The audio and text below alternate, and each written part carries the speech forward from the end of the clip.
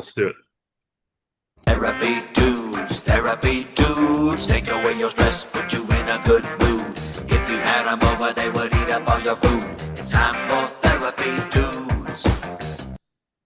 Welcome back. I'm Dan Fox with Andre Karkamaz. We are Therapy Dudes. Very excited to get into the second half of this topic, which is around the distress that we experience as parents, trying to be helpful to our kids, figuring out what's helpful, what's enabling. And we've been diving into this specifically around the topic of things like helping them with school success and with success, like figuring out how to get a job and do some of those things that kind of like move our life or our career forward. And where we left off and where I want to pick up right now is around like, why is it more challenging for a teenager to be, doing things like a job hunt or researching like summer opportunities that you can have at different local colleges? Why is that so much harder for our kids than us? And I think a lot of this goes back to the insights that Erik Erikson had when he developed his stages of psychosocial development. Correct. And the age of like adolescence, right, at 12 to 18, there's so much that's changing in the brain so that you can now have this capacity to imagine what people are thinking of you and to do that in kind of an adult-like way and have some pretty realistic thoughts about it. But this capacity to have like sophisticated judgments and to compare and compete in our mind with other people and to sort of see where we rank socially and where we rank in other like skills out in the world has leveled up. We're able to think more conceptually. And that gets played out in this like search for identity. We're trying to understand who we are in the world, where our place is in the world, and how other people see us and where they put us in the world. So all of this, like wrapping our mind around these very pressing questions around like, who am I? Do people like me? Yeah. How am I? Do I have a place friends with these people? Yeah.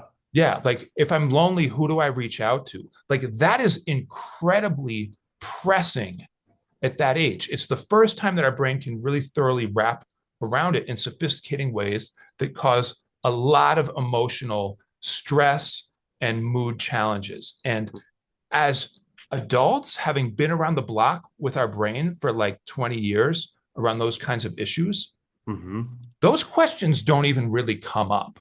No. Right? Like to be like, who am I? Are people going to like me? If I'm lonely, what do I do tonight? That's just like, that stuff's been resolved a long time ago. Some people still have that issue as adults because you can, these developmental stages, you can like not complete them. You can still have issues around them. But the point is like, that's a fair point, but there's no way that somebody who's 40 is doing it with the same intensity as like a 14-year-old. I promise you there's a 40-year-old out there that's doing it that way. I promise you. There's substance abuse. I'm There's sorry, all kinds Andre, of we things can that talk stunt about what's people. going on for you later. Okay, well, what? How did you know? Oh my God. Okay. Oh, yeah, Listen. it's such a juvenile swipe. That was so dumb. I'm sorry. No, that was good. That was good. It's super relevant. I'm very lonely. No, here's the truth. I want viewers to know because I do feel like there are going to be people that listen to our podcast. One of the 5 people that listen might have this issue, or it could just be me. But I want people to understand that it's like a Swiss cheese model when we talk about the psychosocial developmental stages, because each stage, if you don't complete it, if you don't adequately integrate like what you need to out of those stages, there's a hole in that stage that you still are trying to figure out in a later stage, and now it gets covered up because now you're in a different stage culturally and socially. You're expected to be in that stage, and as time moves on, you're going to have that emptiness if you don't figure it out, right? Or that Yeah, issue. there's still kind of this vulnerability or open wound or something that Yeah, gets absolutely. kind of demands attention at Yes, different times, for sure. and that's all I'm saying. But Yeah, you know, but to contrast that developmental stage yeah, with where most of us as parents are two stages later. ahead. Yeah, we don't really understand that. We don't remember that Yeah. experience. That's why there's this disconnect. Yeah. So we've gone through that. We've gone through the next stage, either successfully or with some holes, which is intimacy versus isolation. Right. And that's also something that is very like demanding in our like late teens, early 20s is like, who are we going to like connect with? Who's our partner going to be? How do we form these long-term lasting intimate relationships? Right. Right? Our peers are doing that. It's something that all of our psychology and biology is like geared towards and trying Right. to figure out like how are we valued as a partner? Like what's our worth? How can we like Yeah. actually feel like somebody cares about us and loves us? And those are like very, very pressing questions. They're very primal, Right. actually. And it's Right. all biologically driven because we are packed creatures, like we need to survive those. That's inherently wired into us. That's why we're assessing for that. We're not assessing biologically if a job is on the horizon. You know, we're Right, just right. not. How We do I don't think like about that advance stuff. my career and right? Like I know like kids are thinking about that because they're worried about the economy and they're worried about their future. But the like On the intensity of back burner. those, yeah, Yeah. yeah, it's and There's it's hard for them to have to juggle all those things at once because I think the external world and the way we set up high school and college and the demands that are expected of people at that age aren't in sync with where they are developmentally. So it does provide this like extra stress, but they're not at a life stage where that stuff is so easily dialed in. right. However, as we like get through our 20s and for better for worse resolve that intimacy versus isolation stage, then we get to this stage where it's much more like career focused and how do I Right. like hone in on skills that can like provide some of the basic life needs and hopefully move our lives forward and get ahead. That stage, generativity versus stagnation, Right. like having your career sort of generate some of the basic needs to like build a life versus That's getting kind of further on. stuck.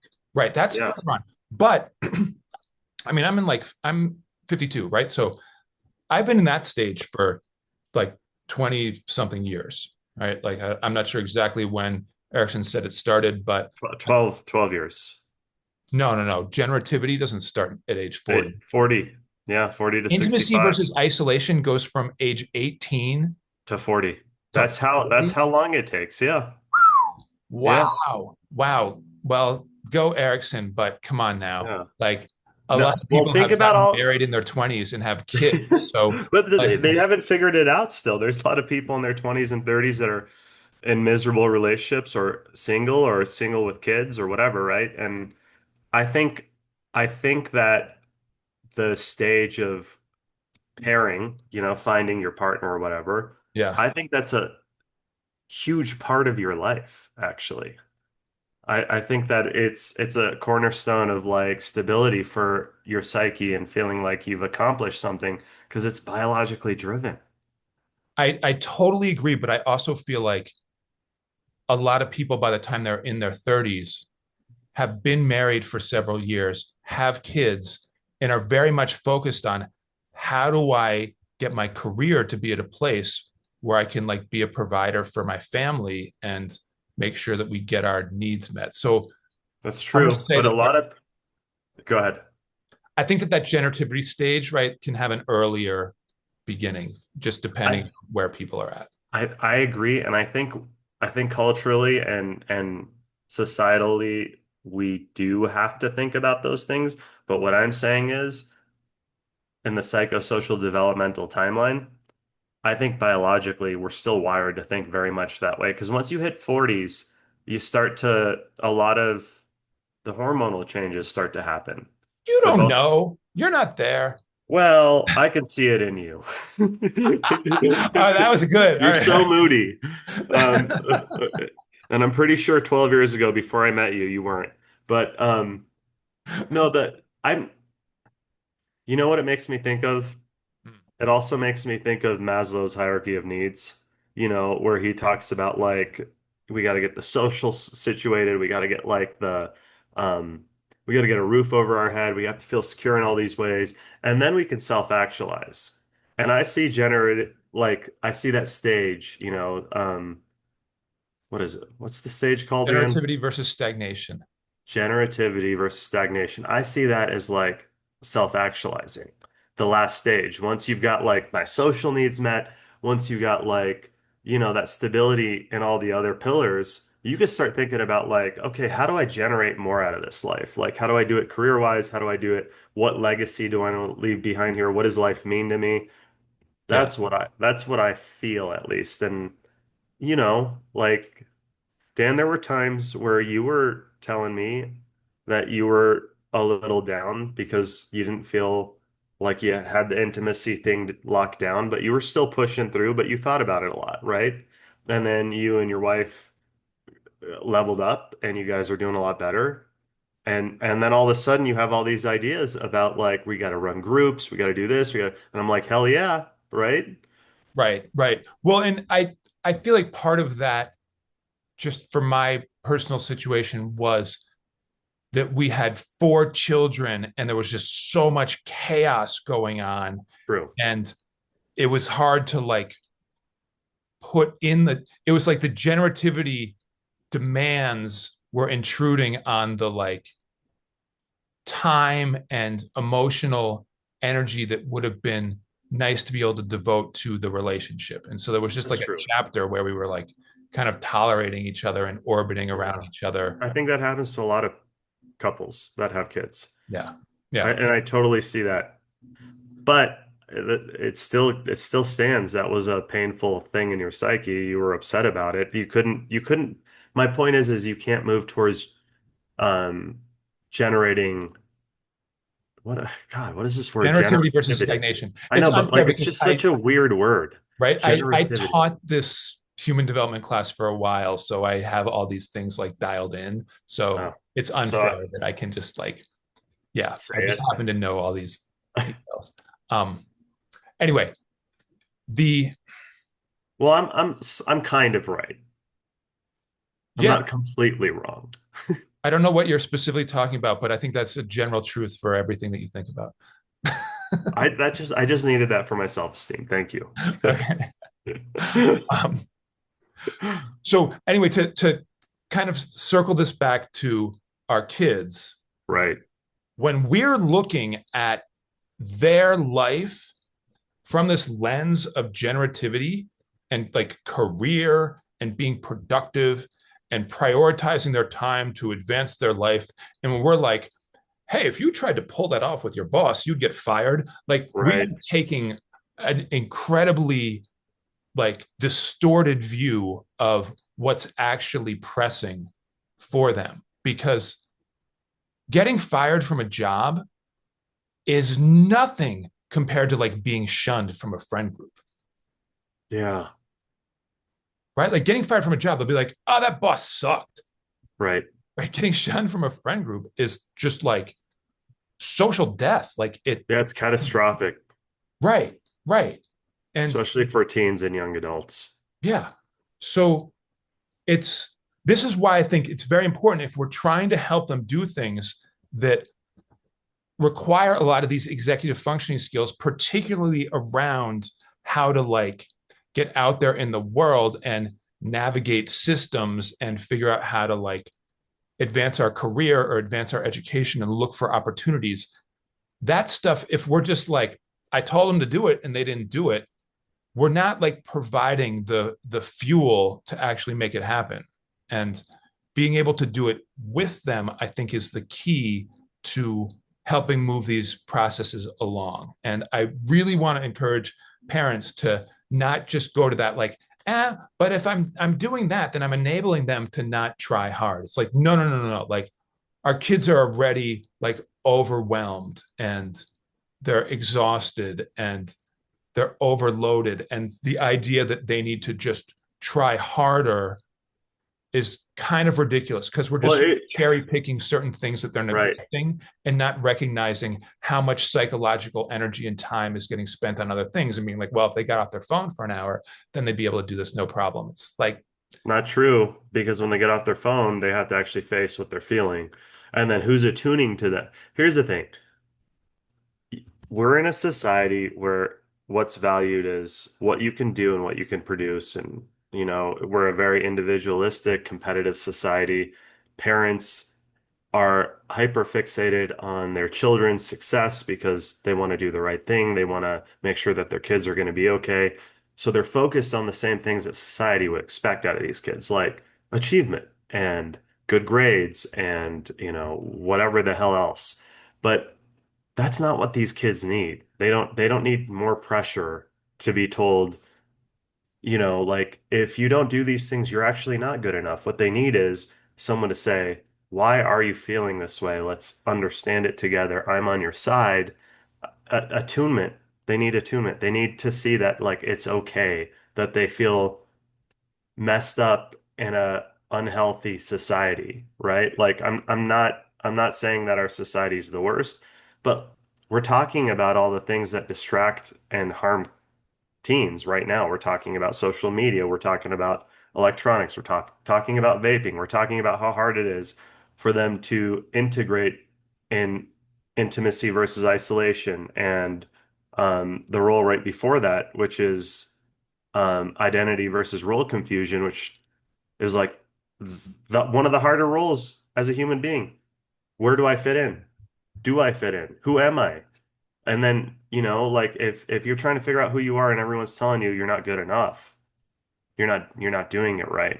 What do you think that's going to do to you, to that kid, right? Like you need to learn how to attune and help them understand their emotions because they can't move on to executive functioning without learning how to emotionally regulate, reframe, create safety, all the things that you're not going to see that that's what they need. You're going to see that they're disrespectful, that they're mean, that they don't think things through, that they're um, jerks. Like that's what parents are going to see, but they don't understand that that's coming from this place of like deep pain within the kid. There's a rebellious nature because what are they supposed to do when everything's telling them in the stage that they're at that they're not good enough, Yeah. Yeah. right? They're not good enough. And that's not like the thing that is most pressing is around the peer group and where their status kind Is of in that lands group, in and that we group. don't know. Yeah. Yeah. And it's also very hard to get a realistic picture of that because our brain is wired to take ambiguous cues, especially social cues, and air out the worst possible scenarios from that ambiguity. So Yeah, it's if we say fear-based hi to thinking. somebody, Yeah, give us a weird look, it's that's very it. easy to just be like, oh my God, they hate me. And to just really get like tripped out about that instead of being like, oh, maybe they didn't hear me or something that's more like neutral. And Right. figuring out how to like calibrate to all these new awarenesses that people have around like being able to like try to tease apart nonverbal cues or the implied message versus the literal message, or if there's like body language that's different from the tone, that's different from the actual words, like how to Right. hack that is really difficult to do in a sophisticated way and takes a ton of practice. And the default is to just go to the most paranoid negative self assessment of how to interpret whatever that like unclear communication was, right? The thing that's going to pain us most psychologically is usually where the mind goes first. Yes. This is why executive functioning, task, finding a job, task-oriented expectations from society, school, stuff like that, they cannot be the thing that you focus on as a parent if your kid is constantly struggling because that means that executive functioning is turned off. If you were thinking fear-based, that means your amygdala is where you're operating out of. That's the part of your brain that's more reptilian, more reactive. It demands a lot of your psyche. It demands a lot of your emotional energy to work through. And if you don't have someone helping you, you're just not going to function, right? At that age, you're just not. And so if you want to be a superhero parent, you know, the goal is absolutely to integrate your kid into society and let them, like we do want them to get jobs. We do want them to be successful socially and financially in all these ways, but you got to set them up for that as a parent by understanding the roles that they're in, the psychosocial developmental stages they're in, and helping them achieve the healthy outcome of that social stage, Yeah. right? And so that's going to take putting your expectations of what a good kid looks like aside, understanding that they need help regulating, they need help attuning, they need help, getting to a thought process that's more balanced, and they need help with safety and feeling accepted. Yeah. And And and a lot of kids don't have that. Go ahead, Dan. I think a general lens to kind of try to understand what you're doing with your interventions and energy towards your kids is that we want to be trying to at this stage fueling their tank more and steering less, right? Like they don't need us to like judge and condemn and try to control what their behaviors and decisions are as much as they need us to fuel their tank. And Right. I once had a dad say to me, "Oh, I fuel his tank all the time. I paid for Yeah. college." And I was like, That's not what we're talking fueling, about. right. Fueling their tank would mean that if we were to biologically be measuring their level of distress through like heart rate or, Right. things like that that are measures of like how stressed somebody is, that whatever you're doing would soothe them. Right. The way that when our kids are toddlers and they're upset and we can pick them up and snuggle them and feel their body relax, right? It's Yeah. very hard to be able to do that when our kids are adolescents. Usually, most interventions from parents get our kids more distressed. Yeah. So, figuring out how to, instead of adding stress, adding fuel is a really important challenge at this stage of parenting for I parents. like A that. lot of times we have to like really let go of our judgments about all the stuff that they're doing wrong. They're not supposed to be this like finished adult like product that's able to like nail the generativity life stage that they're going to be encountering like 25 years from now. Right. If they're doing something wrong consistently, that means that we're missing what's going on.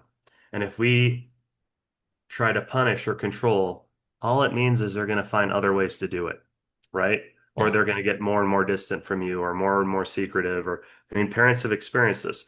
The goal is, I really like this metaphor of like filling their tank, because the goal is to not deplete them more and make them feel even more inadequate. The goal is to understand them, help them feel seen and heard, help them come up with better decisions on their own because they have a healthy relationship with their parents, or like one where they feel safe and they don't want to make poor decisions, or they're comfortable enough to come up to you and say, "Hey, this is what I was thinking of skipping school today because I'm worried about my friend group, like this thing happened and I don't know what to do." And I don't know, like anything is better than having your kid feel like they can't talk to you, that they have to hide stuff, and that they have to go underground to get their needs met, right? Because that's where we see drug use happen to cope with things, and, you know, all types of impulsive behaviors.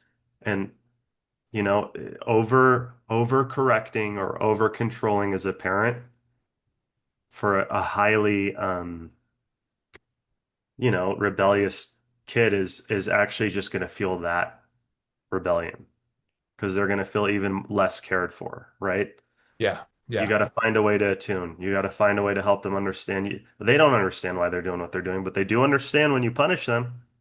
They do understand like that you're not safe or you don't care about how they feel, and they will say that to you, and you'll be like, "What do you mean? I take care of you. I pay for your clothes. I pay for your food. I," and they're going to say, "That's not what I'm talking about." And you're going to be like, "Well, I'm frustrated because I do so much for you." And that's the trap. Right. Right. Absolutely. Absolutely. And that like internalized sense that a lot of teens get that they're a disappointment to their parents. And Yeah, it's painful. yeah. Yeah. I And remember feeling that way. And like I was really just very socially, like I had a lot of fear-based thinking. And my parents could not relate to it at all. And I don't blame them because they're first generation immigrants in a different culture, like their culture, they grew up like everyone knew each other, like it was like village type life. Yeah. And then we come over to America where it's very individualistic. You hardly know your neighbors these days. And here's their kid growing up and they're like, I can't relate to anything, and I'm trying really hard just to keep our family afloat. So I don't blame my parents, but let me tell you, like, it's really hard because it felt like a double whammy. I couldn't understand myself outside of the house and like my place in the world. And then when I was in the household, they couldn't relate to me. So, I just remember how I was being pressed to do everything academically, and I was being told about what my future should be and what a good son does and what a good student is, and but I didn't feel like I had the capacity to do any of that because I was in a lot of pain, Yeah. you know? So, wow, I went off on this little tangent because I was like, that's so weird to me because I feel like anytime I just sort of see you out in the social world, I feel like you're crushing it and very social and being like, Well, I've integrated it all, you know? okay, nice. Yeah. How? Well, How? through lots of therapy. I've Nice. A gone to pitch for therapy for years. therapists. Yeah. Yeah. I remember when I first opened up about a lot of this stuff, a lot of the pain in my life. I remember the visceral response I had. I was literally shaking. Like it was so uncomfortable to talk about these things I had never spoke about. And I didn't even know how to get to it, right? Like this was before I was becoming a therapist, like a long time ago. And um